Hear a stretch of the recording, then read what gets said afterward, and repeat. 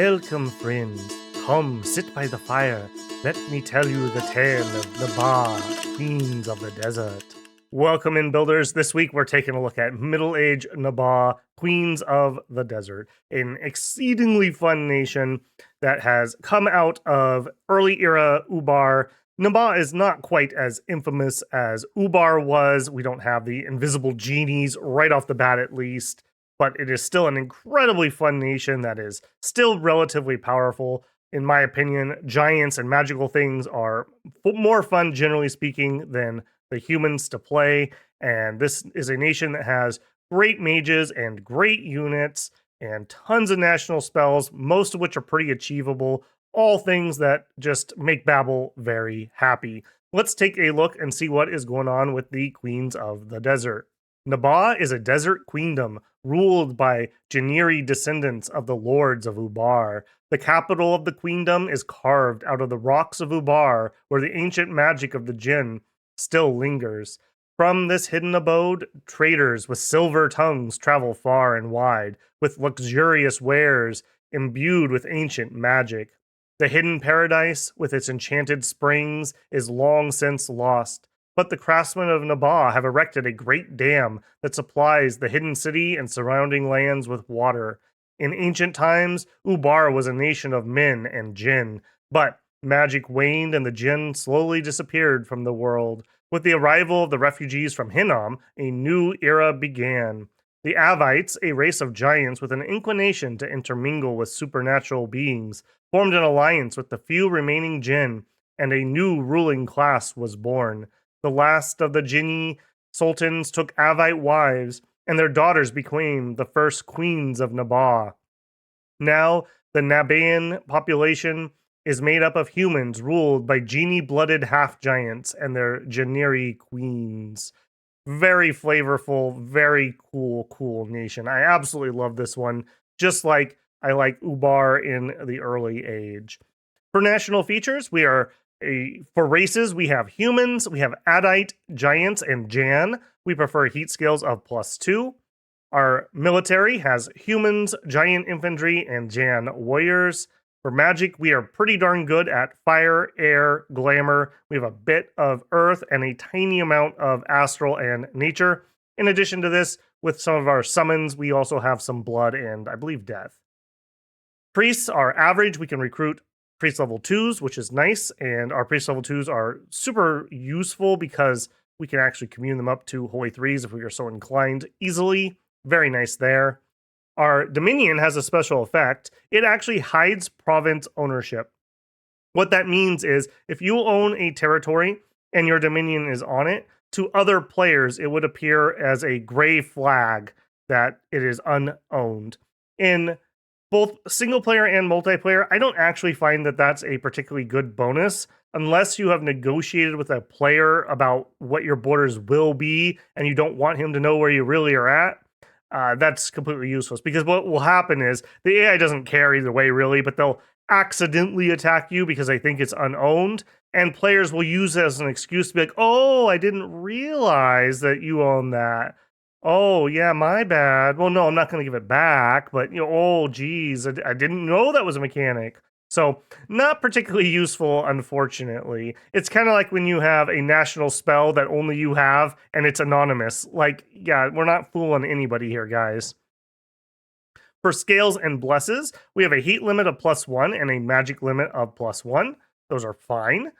Buildings, we build giant forts. Giant forts are pretty expensive. It's 1,800, 800. We do go up to standard castles, but that is quite pricey. That's an extra, 400 gold to finish up. We have slightly better stats on them, though. That's a double-edged sword because while they are a bit better for you, that also makes them kind of a juicy target for other people to want to take. We also get labs cost 300 in wastes. How much use you're going to get out of that, I don't know, but there you go. You could save 300 gold a few times a game, perhaps. For sites, we have 3 sites. We have Jannah. This allows some of our cap-only recruitment, along with an air gem, an earth gem, and a fire gem. We have the Great Dam. This gives us 1 water gem, which is nice. We have some national spells that can use water, even if we don't natively have easy access to it. It also increases our growth. So our capital, despite being in a wasteland, is going to have quite high growth, even if you can't afford the scale yourself. Finally, we have the Vault of Incense and Marvels. This gives us a Glamour Gem and, very importantly, 150 extra income. That is quite nice and helps get our a little bit pricey troops and mages off the floor and running. Great site, really helpful to get that extra income. Units and Sacred. This is the type of roster I really like to see. I think most of the units here are quite usable and they're distinct from each other. It's not, oh, this is the slightly less armored version of that guy and he has +1 attack. Like, this is pretty distinct, and I think for the most part, maybe the humans aren't quite as useful. They have roles to play. First up, we have the Nubian Desert Warrior. Now, in general, it's a short bow, which I'm not in love with. It's a human, which I'm not in love with. It's undisciplined, which I'm not in love with. But this guy's all right. 7 gold, 7 resources, 5 recruitment points. Dirt cheap. In addition, you can see down here, can be recruited outside forts as well. So this is a recruit anywhere troop for us. And as far as those go, this is not too bad. They have stealth, which is really nice because nobody can necessarily see that you're building them up. So you can have quite a large little force scattered around that's building up, and you can just collect on your way out. They have Wasteland Survival. This is going to be something most of our units, if not all, have. They are Pillagers. Pillagers are a devastation attack ability. They are Skirmishers. Skirmishers mean that we can go into skirmish formation and without taking the morale penalty. And they are undisciplined. Stat-wise, they are a bog standard human. Their morale is 10, which is better than some militia units at least. That's at least kind of standard human. What I like about them is they actually have scimitars, and they're pretty good with them, actually. If we look at the scimitar as a weapon, it gives you +1 attack and 7 damage. It is an iron weapon, length 1. So 11 attack with 17 slashing damage is pretty good. I kind of consider 15, 16 protection the standard of the age. That's what you want to at least have some plan of how you would fight an army that has that. And this guy's good enough that he could at least take a swing at it. Now, he's wearing robes and a cloth headpiece. That's garbage. That's not going to save him with 3 protection from basically anything. But conversely, we're not paying for something better or something more expensive, but not necessarily going to change the outcome of, let's say, a crossbow bolt. So that's not actually too bad. It's unfortunate that they are undisciplined. If they were disciplined or they had hawk summons in combat, these guys would be absolutely incredible. But as it is, they're usable. They do have human siege strength and human siege defense. I don't know if I would particularly get those for those purposes, but maybe in an emergency, you could have your surrounding lands recruit some and then collapse into your fort for a little extra defense of something that at least has a bow. But these guys are okay. They do have a little bit of a use there. Next up, we have the Nubian Soldier. I do not care for these next 2 humans particularly. So again, here we go with the Scimitar. Same things I liked about that. Protection 13. That's fine. That's like a medium-ish troop for middle age. That's totally fine. And it's okay gear. A scale mail hauberk, an iron cap, and a shield. All good things there. Otherwise, bog standard human stats. However, we're paying 10 gold, 17 resources, 9 recruitment points. This is not a recruit anywhere unit. And his only trait is Wasteland Survival. Combat speed is 9, so he's actually kind of slow. Encumbrance is 6, which is fine. That's actually not too bad. But I think we have better options. Why would I get this guy? Maybe for some bodyguard duty. This guy wouldn't be terrible. Our giants are size 4, so you could have 2 of them share a square with your person, which is always kind of nice. Give extra targets to things trying to attack a mage, let's say, or your leader.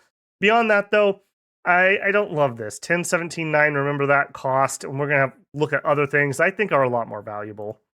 Next up, we have the Nubian Light Infantry. This is, in my opinion, worse. So 11 protection. Now we're kind of down to what I would consider like light troops from the Middle Age. Anything that's not like low teens, which is where I'd say like maybe I consider like medium quote unquote troops. Now we're into light territory. We do have okay equipment still. A spear, but we're not particularly great with it. We are not hitting for 16 damage, so we're below that. We have javelins, but they're just human javelins. A 12 piercing attack is not going to get through most things of the age that you would actually care about. So I do not like this guy. Maybe if you want to go even cheaper as a bodyguard, maybe this. They do at least have a 10 morale. I'll give them that. They're not 8 or 9 like some militia type units might be. Beyond that, not recruit anywhere. Not feeling that guy. Nabian Camel Rider can be recruited outside forts. Amazing. An absolutely amazing unit. I really like these guys. And part of it is we're not using a short bow. We're using a composite bow, which does make a bit of a difference here. Range 40. We're not particularly precise as a horse or camel archer. 13 piercing damage, not particularly impressive. What makes this guy so good? Few things. A, you can recruit them outside of forts, and they're actually not so expensive that you can't do it. 23 gold, 9 resources, 14 recruitment points is a bit pricey, but unless you're already drawing off most of the resources from forts, you can usually get at least a few of these guys out of a province. You have stealth, so again, people can't see necessarily that you're doing that. We have wasteland survival. We have the same pillage ability, so we can do that special raid command where you move and then you pillage, which is excellent. If you're going to attack somebody, but you don't think you can hold on to the territory, pillage it. You'll get some extra gold. You'll kill off some population. You'll add extra unrest. You'll just be unpleasant to them. We have skirmisher. So again, we could go into skirmish formation if we would like to and not take the penalty. We're a mobile archer, so we can shoot and move in the same round. And we are a skilled rider. All those things are good. So for the rider himself, nothing too stupendous here. A little bit higher than regular human HP, a little bit better stats than humans, a little lower precision, unfortunately. Good morale, which is important in archery duels. Good combat speed. Him and the camel both have 26, so they are pretty zippy. And good map move, which means you can have a camel leader lead some of these guys around. You can run to where you need to be pretty quickly. 24 movement is pretty good. And you have wasteland survival, so you could cross wastelands faster than other people if that's relevant. Again, we are wearing the robes and cloth headpiece, which isn't a good piece of gear, but you're not paying for something. That's the big thing here. Like, these aren't stupid expensive. Our camel is a size 5, so we can fit 2 of these in a square. And I think most importantly, not only do we have a good composite bow, which definitely preferable over a short bow for sure, we have a scimitar, and we're good with it. A 12 attack scimitar with 17 slashing damage isn't bad. Now, you're thinking, okay, but Babel, he's not wearing cataphract armor, so he's garbage, right? Well, actually, what I really like to do with these guys is I have them on fire and keep distance at the beginning of combat. Generally speaking, I try not to latch a unit onto these, meaning they're not the closest target for an enemy to latch on with an attack closest. And I'll put them on fire and keep distance. The composite bow has 12 ammunition. After 12 rounds, we run out of ammunition. What does your archer unit do when they run out? They run into combat. What are we running into combat with?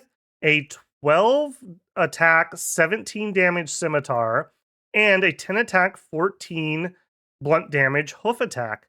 That's actually pretty good. Remember, we're 12 rounds into combat. Most melee units, if they've been fighting the whole time, are tired. And we're not going to be particularly exhausted with our free encumbrance bow firing we've been doing. We probably have either won archery duels or there wasn't an enemy archer, and we've just been sitting in the back plinking away. That's pretty nice. And then we have 26 speed to either run in and kill whatever's kind of leaking through your lines or just reinforce your lines. I generally have these guys out on the flank so they kind of come into the sides of melee if it's still holding up. Or if you've won the battle at that point and you're out of ammunition, these guys are really good at chasing down people retreating from the battlefield. So less things will be able to escape and fight another day. We look at the camel here, very low encumbrance, very good combat speed. The protection's not going to save you. It is an animal. That's not going to save you. They have the same wasteland survival, and they are flagged as an animal, so animal weaknesses apply. 20 HP, they could take a bolt or an arrow and still live. That's not the worst thing ever. I like these guys, actually. I like these guys quite a bit. They're really good. And the fact that I don't have to spend time in my forts getting them, and I can still get them in decent enough numbers. I think this is an amazing unit. All of that said, also has one falcon at the start of each battle.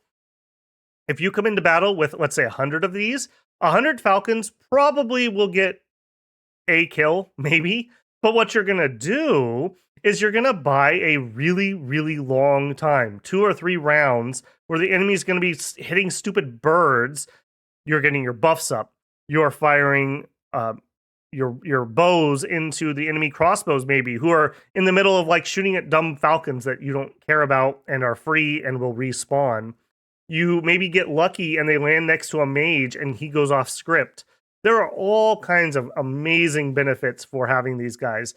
I think any battle, you would love to have 100 plus of these guys if you can. Very, very nice. What they really would love, if you could have a way to get giant strength onto these guys, they would absolutely love that. It would increase their bow damage, and it would increase their scimitar damage, and it would buff their camel, his hoof damage. Absolutely amazing if you could get that off. Hard to do, though, because you're probably going to want them on fire and keep distance, so they're going to wiggle around, which makes buffing difficult. And they're size 5, so you're only going to hit 2 per square, so you need a lot of buffing power to do it. All that being said, very cool if you can pull that off. Next, we're moving up into the Avite troops. We have 3, and they are some of my favorite troop types in the entire game, if I'm being honest, for giant type infantry. We have the Avite archer, similar to other people on Hinnom or other such nations that have Avites. He has the great bow, range 50. He's not particularly accurate, but that's okay. He does hit for 18 piercing damage, so we're above that 16 kind of threshold that I consider for Middle Ages. He wears full scale mail armor and has a half helmet. That's actually enough that you will win archery duels against lighter range weapons. And even in a crossbow duel, you can maybe take a hit, especially with your 24 HP that you're rocking. They also are 2.3 siege strength and 1.1 siege defense. So 100 of these guys inside a fort, not only can they contribute greatly if the fight actually breaks out, they have a lot of siege strength that it's going to force the enemy into a long, long siege or force them to bring more troops. And more troops means more things bunching up at the door for you to fire your great bow into. We can buff them, of course. So strength of giants, flaming arrows, those type of things. Absolutely great. Also, if we buff their attack for when they have to fight with their short sword, this isn't the worst. 10 attack for 20 damage of slashing or piercing. That's okay. Now, I wish they had scimitars. Man, if these guys had scimitars. But I think scimitars also cost more resources than a short sword, so the price would also go up. And the price is a consideration here. 25 gold, 33 resources, 15 recruitment. So double resources compared to recruitment points. That's pretty pricey. Their only trait is Wasteland Survival, and their morale is actually not great at 10. So a couple drawbacks, price and morale being among them, but otherwise an incredibly solid unit. Another thing you can do with these guys, you can place them on the battlefield on hold and fire, and similar to the camels, they'll stand still, they'll fire their 12 shots, and then they will wade into melee with their short sword. By that time, you could have attack buff, you could have strength buff, you could have armor protection buffed, you could have an actual like protection buff itself on them, like Iron Skin. So you could have these guys buffed to the gills by the time they actually have to go into melee combat. Or let's say some flankers get to these guys, they won't instantly topple over like, let's say, a light archer would or crossbowman would. All things that are really, really nice. Very, very good unit. I like these guys. They're expensive, though. That's the one downside here. Next up, we have the Avite Light Infantry. One of my favorite chassis for expansion. Similar to the Phasian Light Infantry or others of his type. We have 12 protection, so I would definitely consider this light in the Middle Age. But we have a length 3 spear that we're pretty good with, 11 attack and 18 piercing damage, so we can hit that 16 threshold.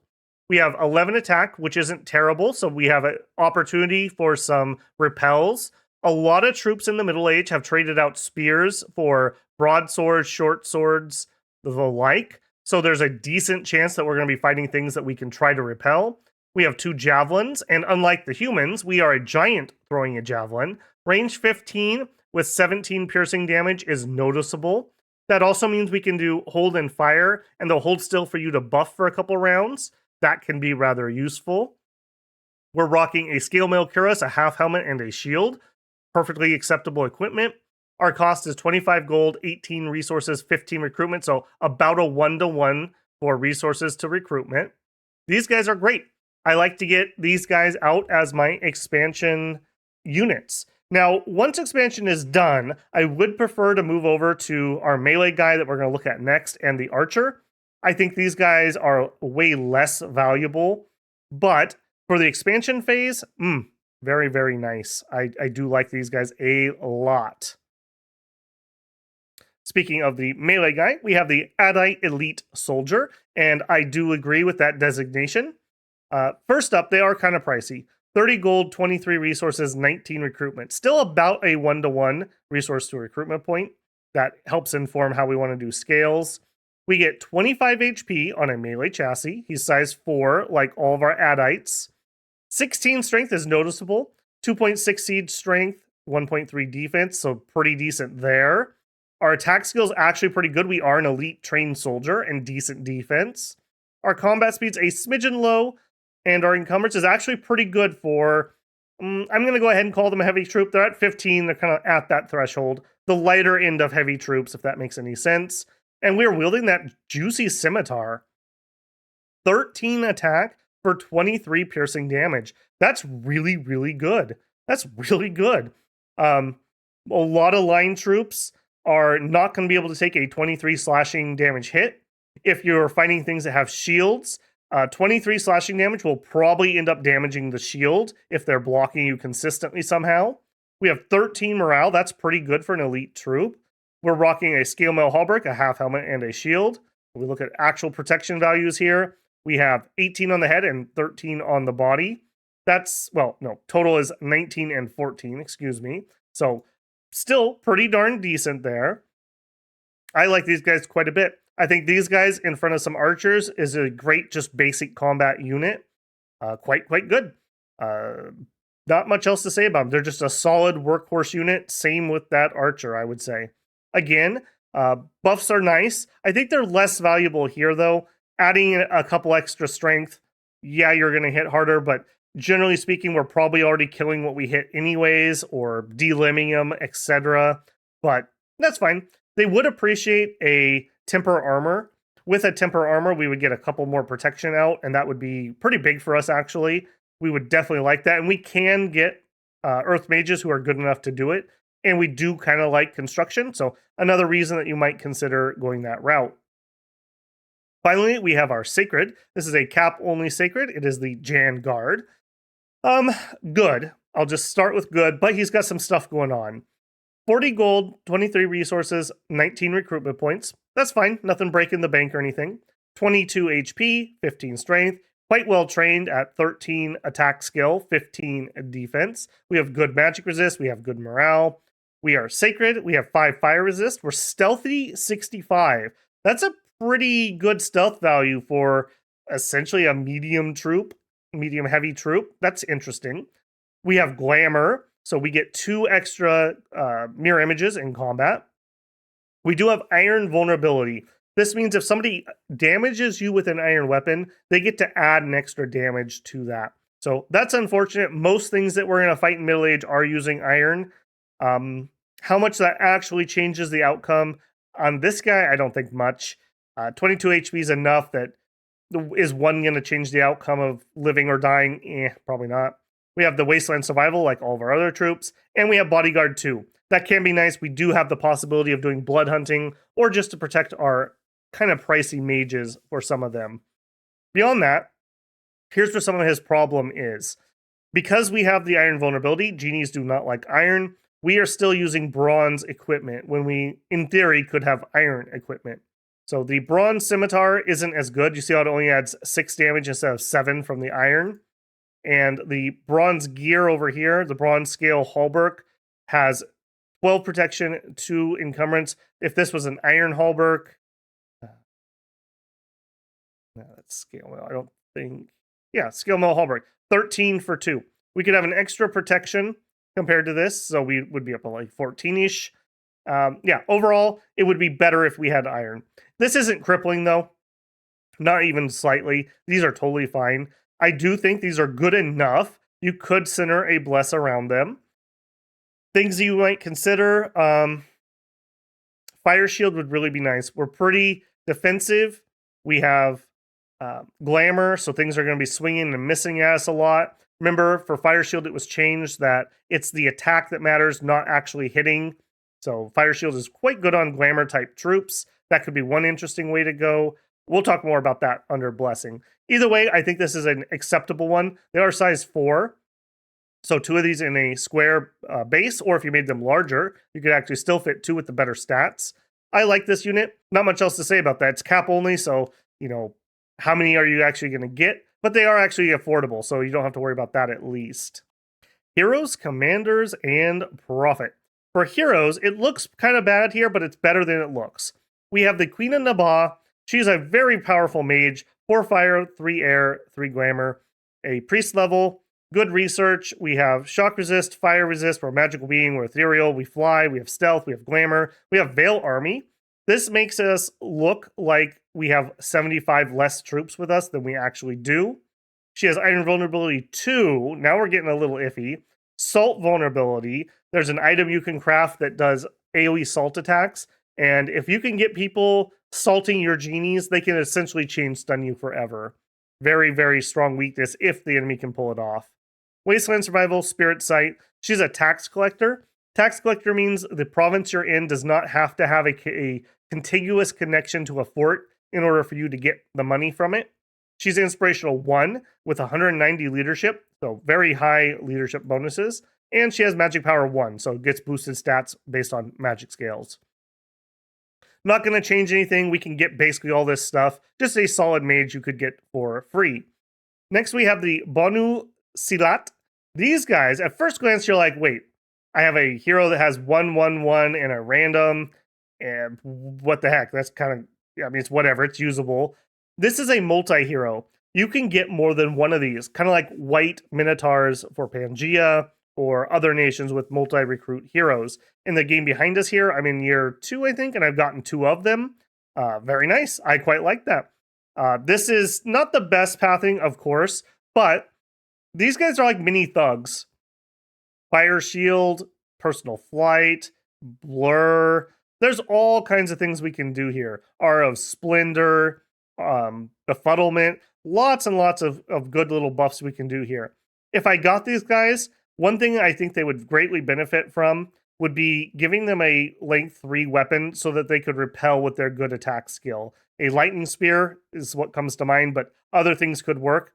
I think a length 3 weapon would be much, much appreciated by them. Beyond that, though, they're all right. They're all right. I do not mind this guy. I really like that they have multi-recruit, so we can get multiples of them out. Moving up into our regular commanders.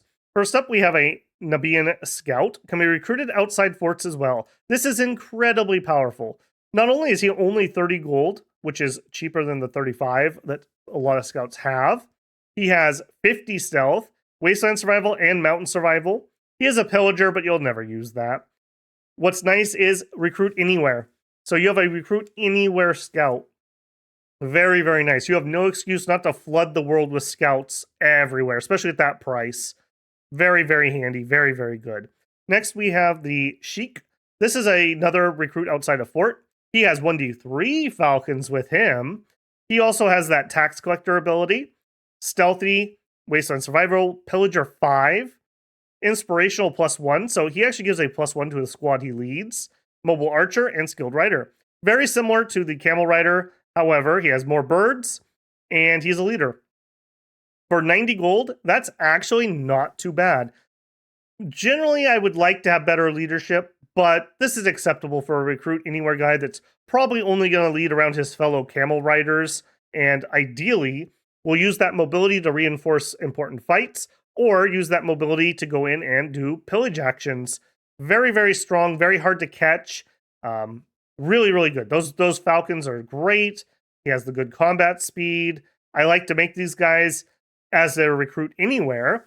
When I conquer a province I want to build a fort in, I just recruit one of these guys, and he can build my fort.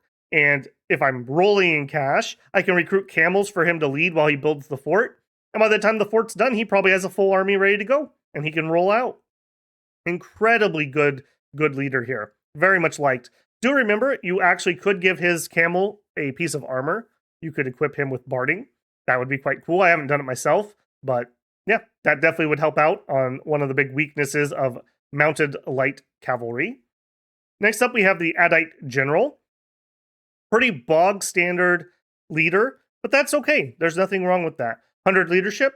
He has decent gear and a shield. He has a scimitar that he's pretty good with. Just a workhorse type unit. 1 recruitment point, 23 resources, 115 gold. This is very acceptable. This is very acceptable. I like this guy a lot. Ideally, I want to lead with other things, but these guys work in a pinch. Next up, we have the Carib. This can be recruited outside forts, so you would need to have a lab and a temple to do that, but it is possible. They come in with an Earth 1 and a Priest level 1, and they are stealthy. That's quite nice. The enemy is probably going to question why you have a temple and a lab in the middle of nowhere, and obviously if they know, and you probably have a bunch of dudes you recruited there, but as stealthy mages, you could stealth away if they come for you. That's pretty handy. Overall, 7 research for 44 gold. Very efficient. We quite like that. They are sacred, which keeps that down. Yeah, very usable. If you're doing the recruit anywhere, remember, they're going to take a while. They're going to take 4 turns to get one.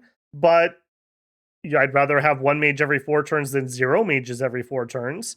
110 gold is not breaking the bank either. This is a very efficient but slow researcher. We are a nation that has air and fire, a little bit of nature and glamour. All of those things should have tickled your brain in thinking research boosters. Air quills is the easiest low-hanging fruit, but there are other things that we could get our hands on. Do note that we can't do Dreamstones here because he does not have glamour. Next up, we have the Mukarib. This is our priest level 2. He is a bit pricey at 170. That's unfortunate. 2 resources, 2 recruitment points. He is an Avite, so he has the higher HP. He's also wearing the light armor.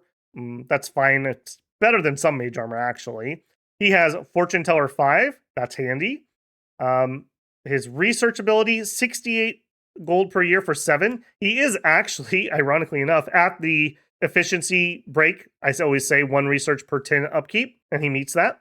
What I really like about these guys, as a priest level 2, they're totally usable for blessing units, your sacred units, as you go into combat in the early game. He can do that, and he can summon a courage, which is handy. We do have not the greatest morale in the world, but he also has Astral level 1. So if he runs out of things to bless and summon a courage, you could spam body ethereal with this guy. So he will just stay useful throughout a long fight. In addition, having Astral level 1 opens up magic duels. This wouldn't be a great mage for that, but it is a possibility. Somebody's attacking you, and for whatever weird reason, they took 1 astral on their god. We'll grab 6 of these guys, give them each 1 pearl, and spam magic duel 6 times. You're probably going to kill that god for a couple hundred gold and a gem. Very efficient there. In addition, we can easily hop into a very light communion. 3 of these guys, 2 being slaves, 1 being the master, will bump him up to priest level 3. And then we can do our big blessing. We could, if we wanted to, add 2 more mages to that. And then we could go up to 4, and we could do fanaticism. Not the worst thing in the world. I don't know if I would go through that effort generally, but let's say you're coming up to a big throne battle or the apocalyptic battle that's going to win or lose the game. Well, you're probably merging your armies anyways. So it's not unlikely that you don't have 5 of these. So you could totally do that. Very, very handy. I like this guy a lot. Tons of utility, not overpriced. A little expensive, but not bad. Not bad. He also keeps that research efficiency, which is handy. Also, this guy by himself could be your infrastructure builder. He can do labs and temples, although this guy is cheaper. Just keep that in mind. And the other guy has stealth, whereas he does not. Next up, we have the Jan Emir. This is a very nice leader for us. He costs 420 gold, 23 resources, 2 recruitment points. He is not a cap only. He comes in with Fire 1, Air 1, Glamour 1, Priest 1, and a random of Fire, Air, Earth, or Glamour. whatever he gets is useful. There's enough low-hanging fruit for self-buffing. I actually like these guys as light thugs, especially as mentioned earlier on the hero. If you give them a late 3 weapon, they could put up Fire Shield, they could Personal Mistform, they could do Blur or Bewilderment, Awe. You can cast Awe with Fire and Glamour. Very, very nice. He can self-buff himself with whatever your blessing is. A very good unit. In addition to that, he has 160 leadership, plus 2 leadership for up to 4 squads. That's really nice. That really kind of takes care of a lot of our otherwise maybe a little iffy morale. Has the glamour, has the stealth. You could lead your units of sacreds with one of these guys for some stealth rating if you are so inclined. Overall, very, very nice unit. On the more expensive side, you know, it's the wide magic pathing that's doing that, but it's not misery, and these guys are good. I like them. Next up, we have the Sahir. The Sahir is probably our most common battle mage.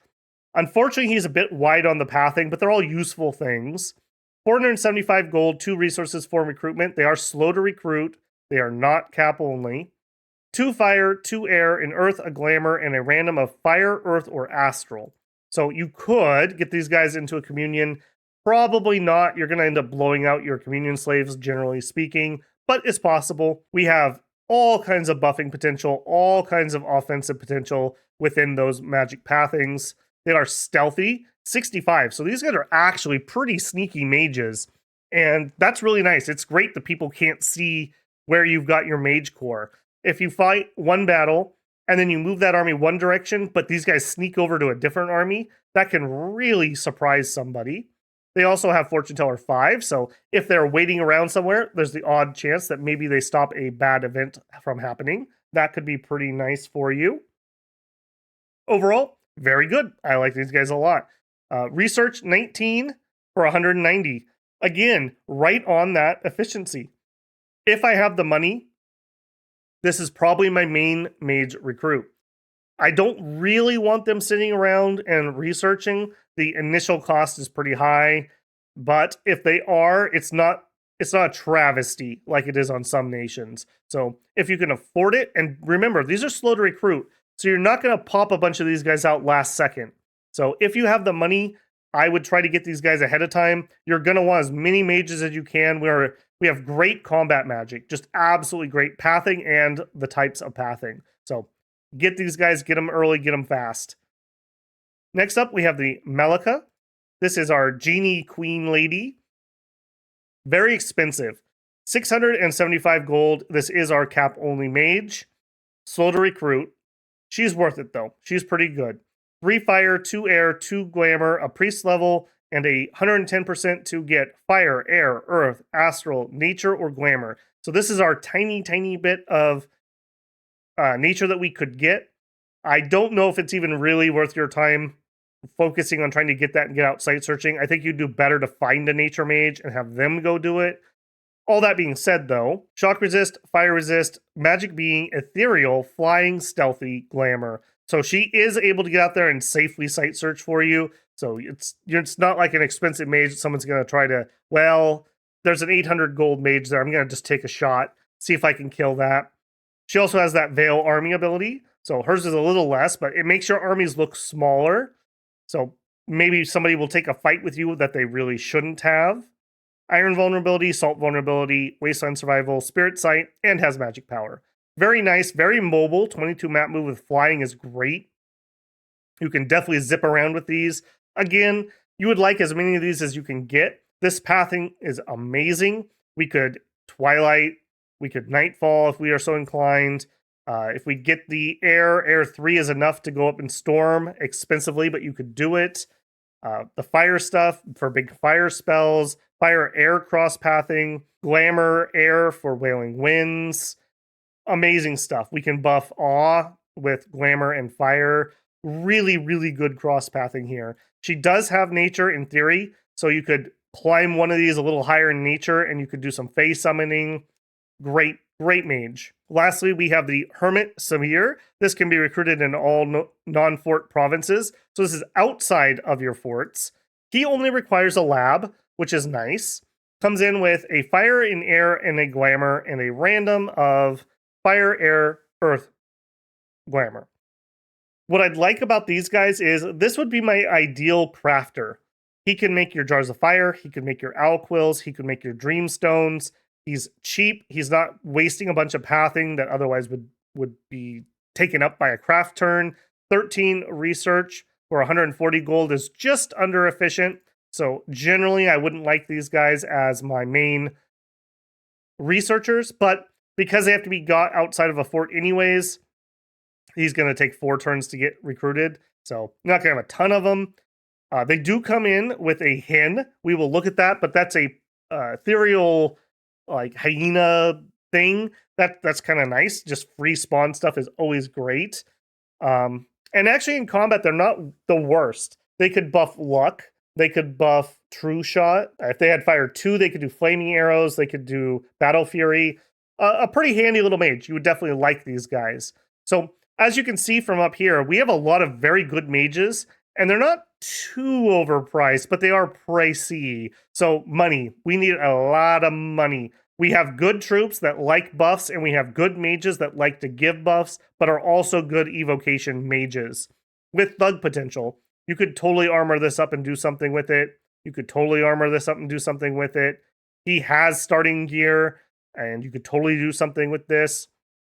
Great lineup. No stinkers up here. Some a little specialized more than others, but everything up here is usable. I love that. Great roster on middle-aged Nabaa.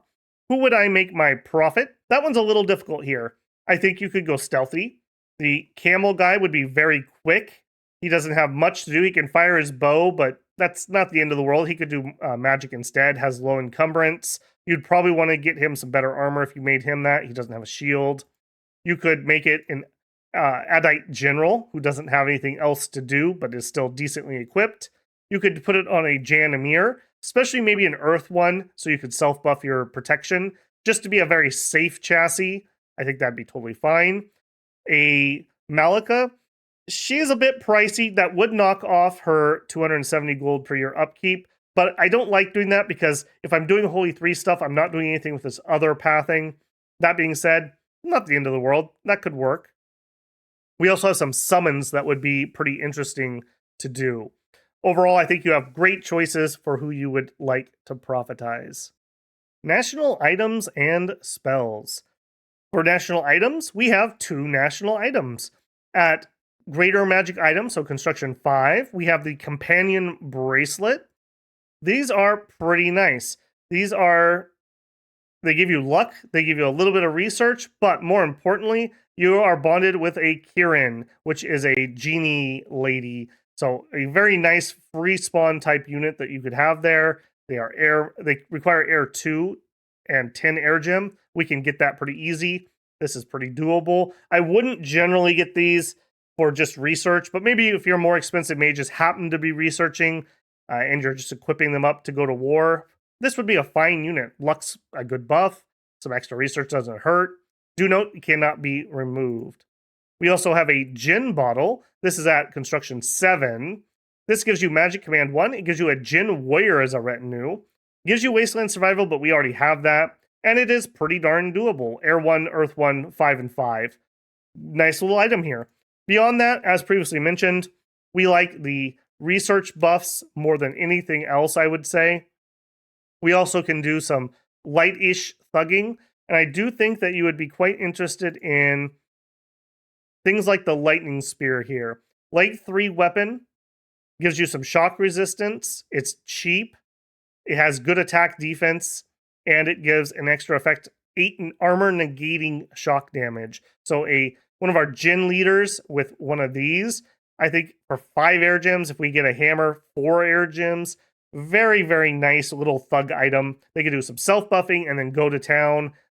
With the extra attack bonus, they're going to be 1 higher than they otherwise would be. So they will be repel machines. Would combo really well with things like Fire Shield, I think.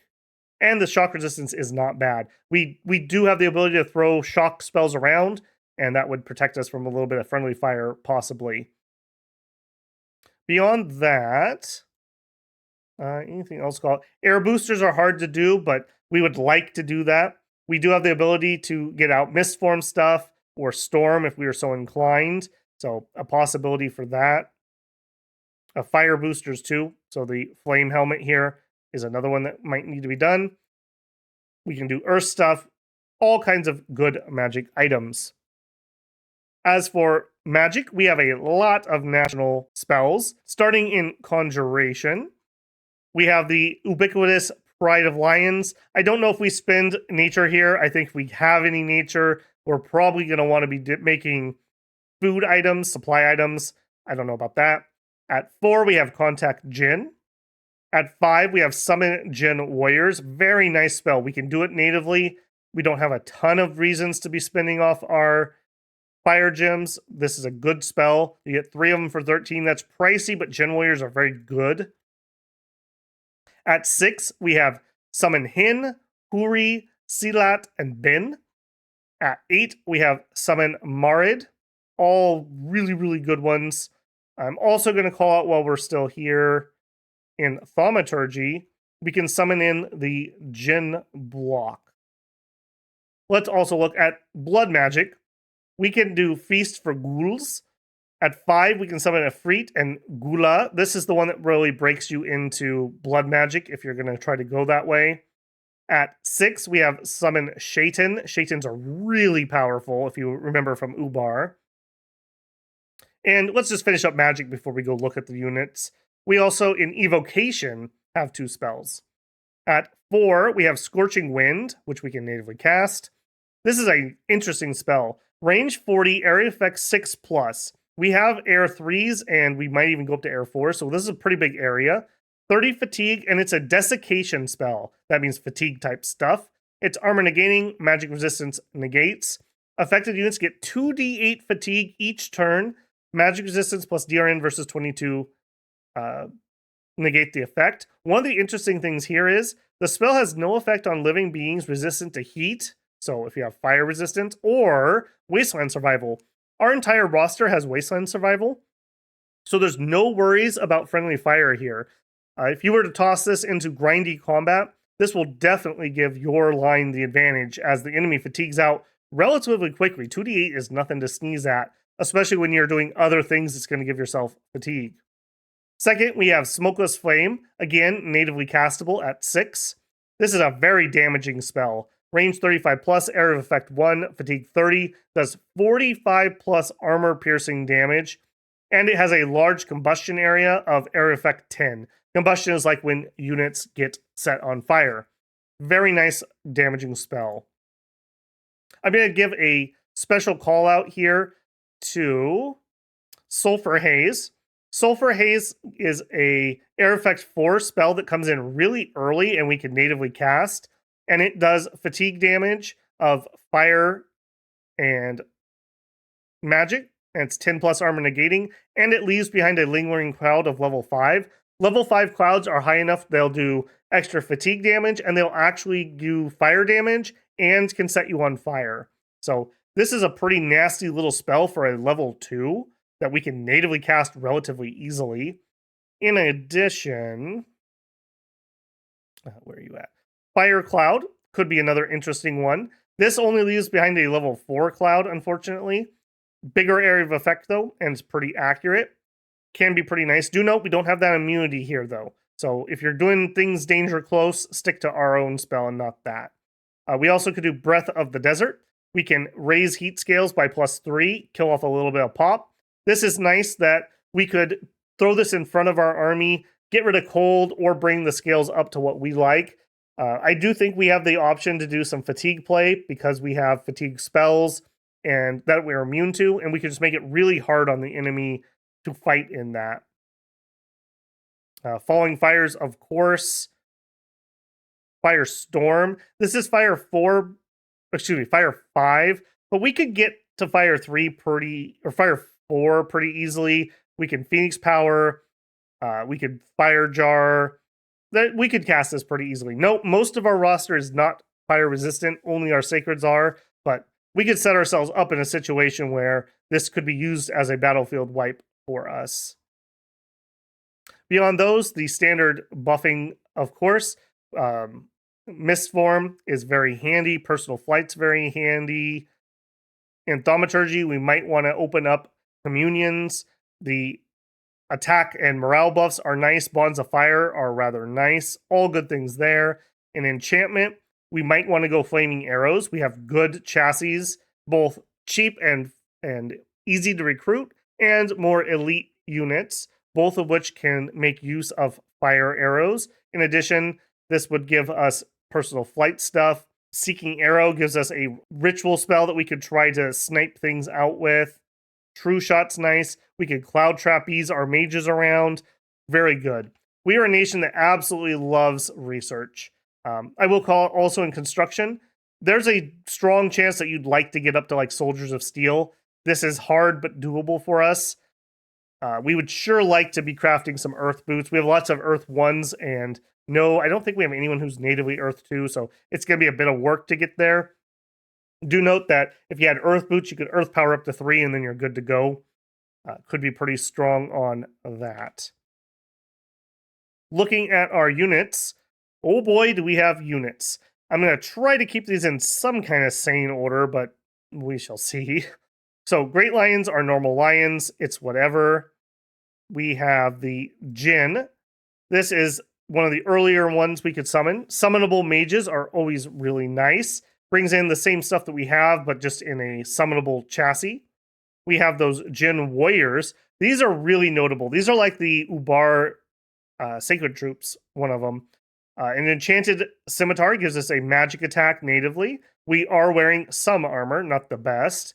But we have 14 defense, and we are unseen. So melee attackers have a -9 to hit us. You get 3 of these guys for, what was it, 13 gems? I think they're worthwhile. They can fly in storms, so if you're going to storm, they can still attack rear. They are sacred, so whatever bless you get, they get to partake in. Overall, very, very nice there. We also get Ifrit, another just strong mage that we can summon in. So trade gems for mages, always a nice deal. We can get off the gold economy a little bit. We have the Shaitan. This is one of the blood summons that we can do. He is also a spy. He also is a corruptor. This is like Seduction. I believe you have to do a magic resist and a morale check for it to go off, but if it does, great.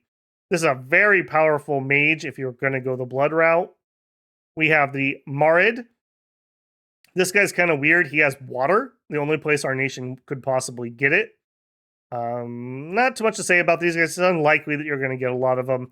Very powerful mage. Gives us some water, which means we could get underwater if we needed to.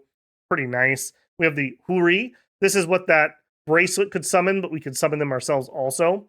This is another spot where we have some nature access. They are also seducers. Again, just a great mage. Just being able to summon in usable mages. We have the Jinn block. This is the weird one from Thaumaturgy. It's Thaumaturgy 5, so odds of you getting it, I don't know. Weirdly enough, they have 1 research because they're so inept because it's literally a rock. Why would I get these guys? Well, 25 protection sitting in the door of your fort. You could fire shield. You could give him a single air gem and he could put up personal mist form. Personal mist form with fire shield. 25 protection. Yeah, have fun. You have fun breaking through my doorway, especially if you were not prepared for that. This guy is like Monolith Jr.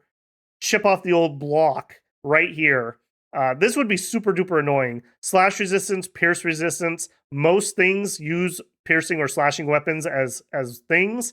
This guy would be ridiculous to get out of a doorway. And that's only 1 or 2. You could put like 5 of them just in the doorway to stand in front of some great bows or your undisciplined archers. Quite interesting. I like these guys a lot, actually. The Gula, this is your major goal if you're going to try to go into blood. She is your first blood hunter that you can get in. She also has Blood Searcher +1. If you can get her a Sanguine Dowsing Rod, that takes her to 3. 3 is really the kind of the sweet spot for blood hunting efficiency. She is an actual demon. You're not going to want her in combat. Breaks us into death if you got there. With a lot of boosting, you could go up to vampires if you were so inclined. Quite good. We have the Silat. This is just a light mage. Again, you'd just be happy to get mages that you can summon. She also has seduction. The Hin. This is the same thing that companies that recruit anywhere outside of Fort Mage that we have, but we can also summon them. These guys are actually pretty good. 15 hit points on an ethereal chassis is not bad. They're also unseen, so they're very hard to hit. They have shock resist, fire resistance, they're magical beings. They have heat 3. A very interesting unit. Decent attack, although not the best. A hold and attack rear with a group of these guys would be pretty devastating for people to deal with. Pretty nice, pretty nice.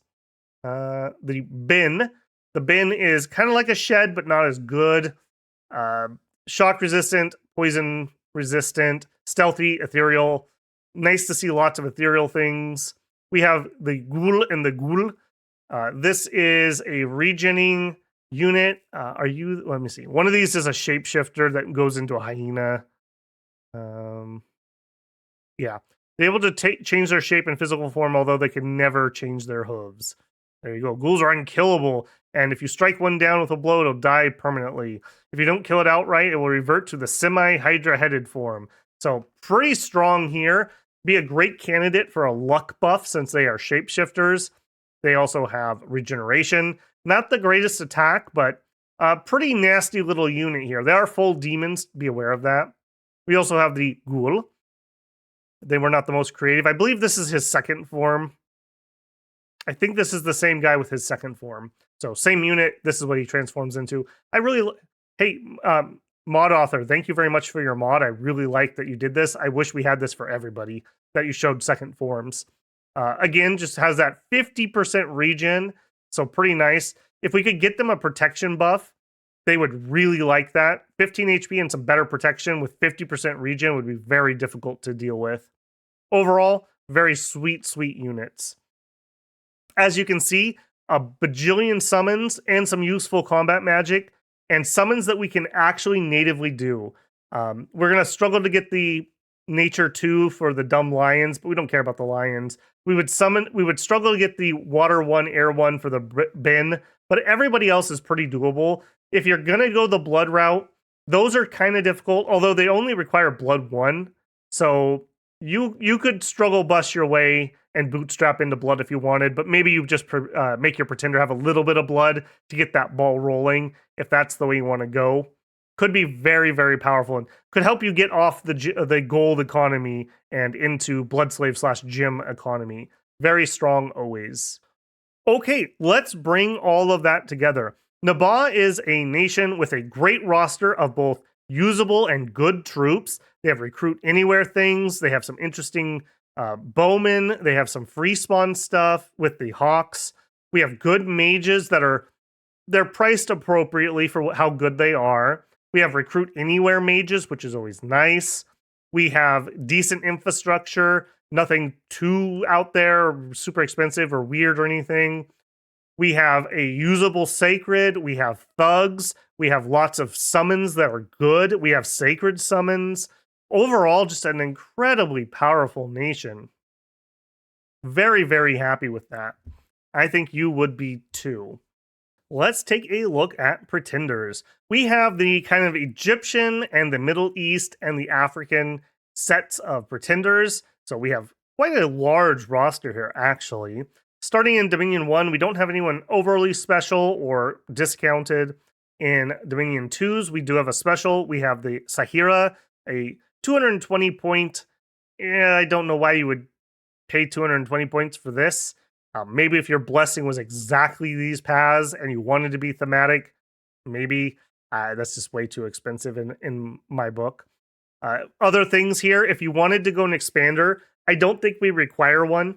We have those light infantry, which are quite good at expanding. But if you were so inclined, the bulls are great. We have the classic Earth Snake. We have the Myrmicolian. Could be kind of interesting here. Hard Skin and Fire Shield could do him, and that would work okay for our thugs and our sacreds. We have the Golden Lion. You could make a super cheap expander with good scales that is awake, like we did for Uruk. So that was something along the lines of like this. So you have to research to make him work. So he needs to have Fire Shield and personal regen. But once you have that, He comes in with fear. He's resistant to slash and pierce, and he has 25 invulnerability. So he's actually kind of a bit of a monster. Good things here. Maybe we go up to 2 points. Reason being that 2 fire would allow you to self-buff your attack. And then for blesses, I would probably go... We have 2 points. I probably just attack skill or maybe fire resistant. One of the two. Just super duper duper cheap. And then we would need... We could have 3 scales on top of that. So I would probably do something like that. That's like Dave's little brother, Jimmy. This is Jimmy the Lion. This is totally usable. This would be just, I want some scales. I want an awake expander. He's going to have to start as a researcher. You're going to, like I said, you've got to have personal regen and you've got to have fire shield to make this guy safe. But that's doable. Just be careful. 25 invulnerability is not total invulnerability, but very usable. You could use this guy to expand exceedingly fast and use your other expansion parties to go a different direction. Could get you a nice early game advantage. I do like this guy. You know what? Sure. We'll save you Uziel. No. Jimmy. All praise Jimmy. Other things that would be interesting, like I mentioned, we could do that Myrmidonian. Those are okay. Do note he's a pop eater. He kills 100 pop. He has fear just like Jimmy does. More attacks here. Totally usable. He's fine. Solar Serpent. I don't know about this guy. He doesn't have enough protection. Even if we went hard skin, that only takes him up to 21. Yeah, that'd be okay. But that'd be an expensive build because he doesn't come in with Earth natively. If we go into the Titans, hold on. Is there anyone else down here I want to look at? I will say the Phoenix could be vaguely interesting. It's a flying god that has Dominion immortality. So if you die in your Dominion, you have immortality. You do a fire explosion on death, and you have a good heat. So maybe you could do something like, I don't know, fire shield and attack rear. I don't know. I'm not a big fan of this one. What I like this chassis for is nations that would like wind guide and fire arrows but can't do it. He can fly between fights to buff archers. I don't know if that's really needed here. Those are heavy pathing that we already have. Moving up to Titans, we do have Son of the Fallen. That's a Hinnom type guy. We also have the Firstborn of the Smokeless Flame. Both of these guys are just too expensive in my opinion. You have various different Titans. I think most Titans are too expensive. I'm going to make a call out though. Netter of Many Names. She has 220 points, which I don't like. She is magic scale, which I don't like because we already have that. She's notable for only costing 20 for a new path. She's also an Inspiring Researcher +2 and an Adept Researcher. So maybe, if we're doing this, we're obviously going to go whole hog on research. I don't hate that. This has no magic pathing though, so maybe we go... Yeah, I really think that we need a little bit of production. That would be hard for me to give up. If I did that, what could we get?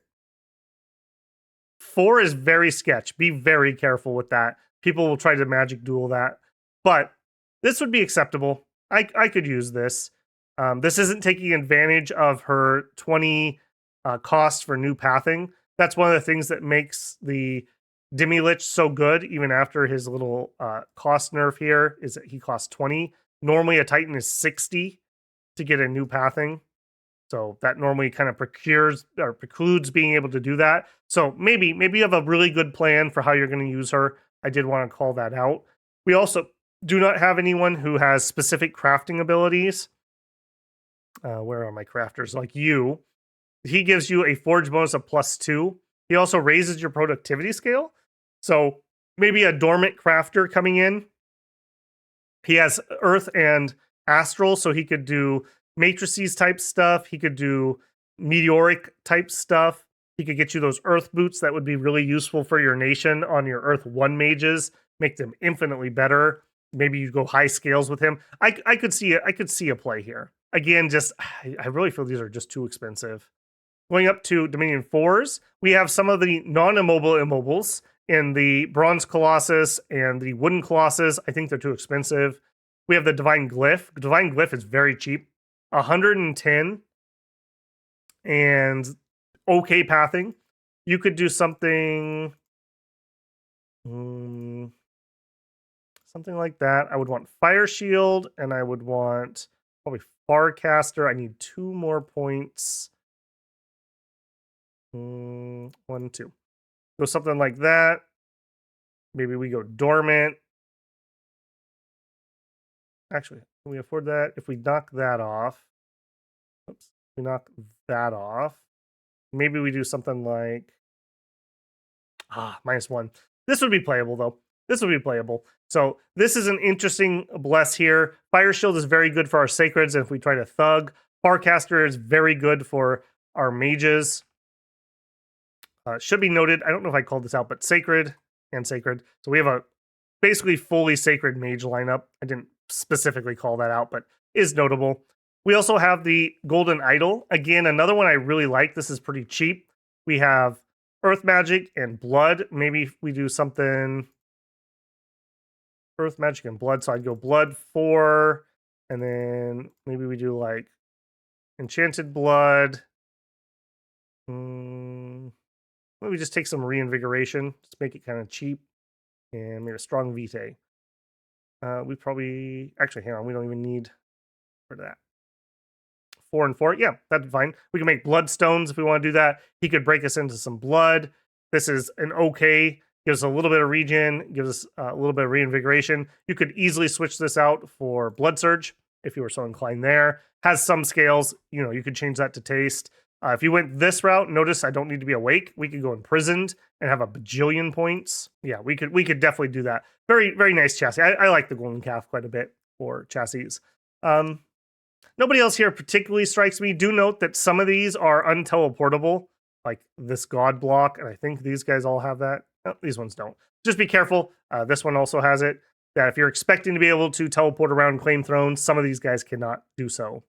In conclusion, Nabaa is a really good nation. They have great rosters. They have great god choices. We have a very flexible bless that we can do. We have good expansion. We have good line troops. We have good mages. We have good summons. We have good combat magic. Very strong nation. I don't think they're quite as annoying to fight against either as EA Ubar, which in multiplayer can kind of be an advantage. You're less likely to be rushed by people, unlike, say, Asphodel, who has been a pain in my butt lately, or EA Ubar, or middle-aged Ermor, or other people that you want to rush down. You're a strong nation. I don't think you're the strongest, but you're definitely up there. You're definitely up there. Very, very solid nation. I like these guys a lot. I wish more nations were kind of brought up to this level, or closer to it at least. All right, that's going to be it for middle-aged Nabaa. Very cool nation, very fun, very flexible. All the things I love to see in a nation. I love to see it. I'm really looking forward to playing these guys. It's going to be an absolute blast. Let me know if you have any other combat magic or thug builds, or maybe even that Wake expander. I think we could do it. I kind of like my cheapo guy that still maintains having some scales. Very doable. Our Sacreds are great, but not nation defining. We have so many things going for us. I love flexible nations because it really allows you to show off your play style or mix it up. You know, I definitely have a play style, and sometimes people get annoyed by that, but you know, I'm sure you do too. You have the things you like to do, and for some nations that works better than it works on other nations. So it's nice to see a nation that has a little bit of flexibility. Go ahead and post below whatever interesting builds, whatever scales you like, whatever blesses, like I mentioned, thug builds, things like that. I'm looking forward to seeing those. I think this is such a cool nation. Look forward to seeing you, builders. All right, get out there and build yourself an oasis in the desert for the queen. I'll catch you in the next one.